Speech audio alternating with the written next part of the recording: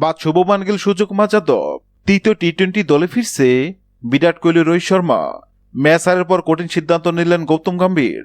ভারত দক্ষিণ আফ্রিকা সিরিজে লজ্জাজনক দ্বিতীয় ম্যাচ হারের পর পুরো ভারতীয় ড্রেসিং রুমে যেন বাস পড়ছে। টানা ব্যর্থতার কারণে বড়সড় পরিবর্তনের সিদ্ধান্ত নিয়েছে টিম ম্যানেজমেন্ট। আর সেই পরিবর্তনে আসে প্রধান কোচ গৌতম গম্ভীরের কঠিন নির্দেশনায়।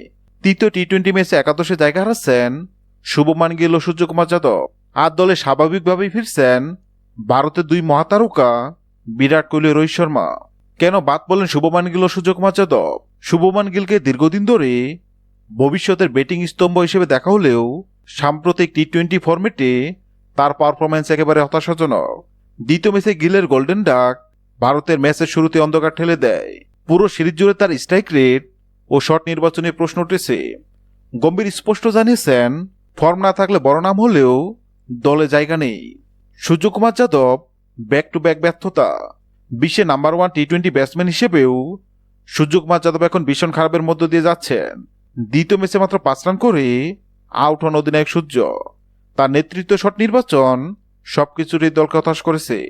গম্ভীরের মধ্যে টি-20 বিশ্বকাপ মাথায় রেখে এখনই কঠিন সিদ্ধান্ত নিতে হবে। দলে ফিরছেন বিরাট কোহলি, রোহিত শর্মা। কেন এই সিদ্ধান্ত? বিরাট কোহলি আগুন ফর্মে কিং কোহলি। বিগত কয়েক মাস ধরে সব ফর্মেটে দুর্দান্ত ছন্দে আছেন বিরাট কোহলি। সব মিলে অভিজ্ঞ কোহলিকে ছাড়া বড় ম্যাচে নামার কথা ভাবছে না টিম ইন্ডিয়া। বিশ্বকাপের আগে তাকে যত ম্যাচ দেওয়া যায় ততই ভালো প্রস্তুতি হবে। রোহিত শর্মা মানে পাওয়ার হিটিং, ছন্দময় ব্যাটিং। পাওয়ার প্লেতে তার দ্রুত রান ভারতের ব্যাটিং অন্যমাত্রা দেয়।